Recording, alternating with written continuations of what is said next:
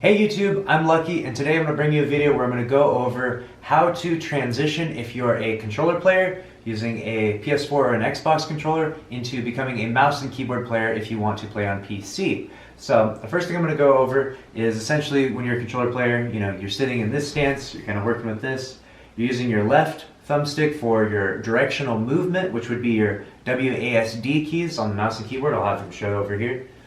So the WASD is essentially your directional movement, which is the same thing. And so it's a very different way of moving. You'll have to use essentially your hands like this in this position and your thumb right here. I'm going over every detail. And your right thumb is actually your mouse.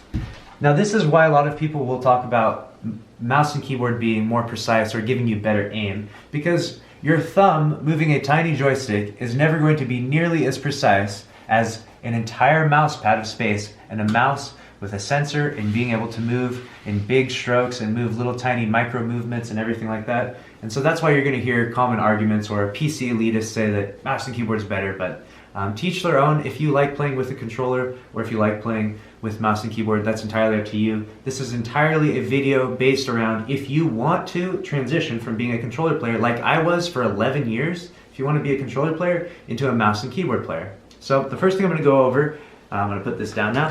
First thing I'm going to go over is that your setup is really important. Everything I learned I kind of picked up from Tifu, who's like the best Fortnite player in the world. He taught me all this stuff before he became really big at Fortnite, but this big mouse pad is what he uses as well. It's a glorious 3XL mouse pad. You can find it on Amazon. It's literally 4 feet long by 2 feet tall. And this gives me tons of space so that I can move around and I never bump into anything. So this is extremely helpful. So make sure you buy either this exact mouse pad, it's $50, so it's a little bit expensive, or you buy a really, really big mouse pad. So that way you have lots of space, so that way you don't have this little tiny confined mouse pad like this and you run around or you bump around or your mouse goes off the edge and stuff like that.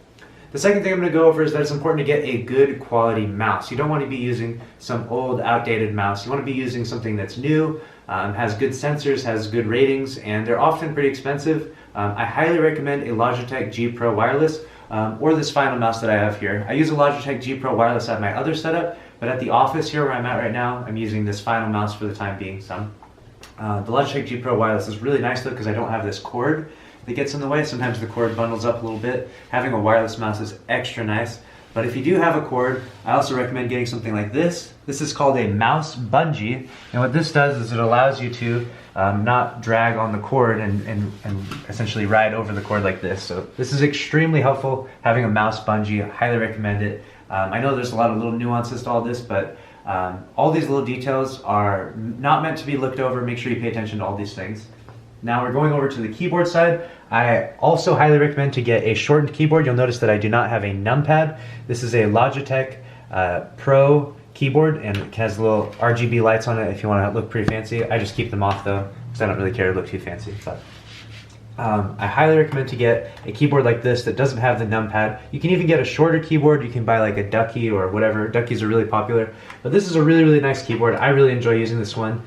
And essentially what I do is I get the shorter one so that I have more mouse pad space, because if you have the long one, then you feel like your arm is way over here and it can feel uncomfortable.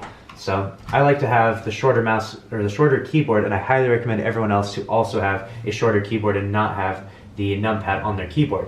And so the second detail I'm going to go over now is turning your keyboard sideways like this. This is a really, really common thing, and people who are first getting used to it may not notice it or enjoy it, but it's actually really, really helpful for how you sit and position your hands. If you notice when you put your hand down, your fingers kind of curve inward like this, and it feels really natural and feels really effortless if you turn your keyboard versus like this. It's a little bit more robotic and uncomfortable. So turn your keyboard, pulling the right side down and pushing the left side up. This will really help you in making everything feel really fluid and easy. So now you've got your mouse pad. Hopefully you've ordered this on Amazon. You've ordered your keyboard, you've ordered your mouse. Now you've got everything here, okay? You've got everything that you need. Make sure you're trying to build your muscle memory and fine tune your muscle memory. So make sure you're sitting in like the same position every day, not changing the height of your chair too much or too often, making sure that your armrests are set in the same spot and not adjusting them too much. You're trying to really build that muscle memory up, so try to keep your setup very consistent, okay? And now that you have everything here and done like this,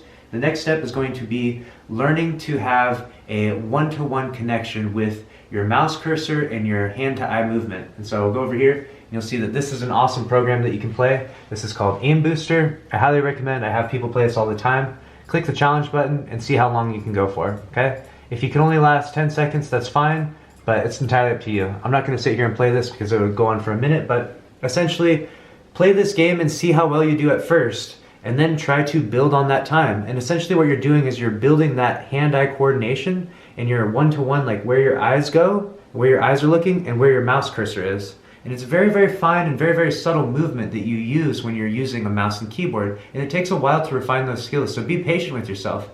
At the very start of using Aim Booster, I could only hit like 27 seconds. I was absolutely terrible at it because I had never played mouse and keyboard my entire life.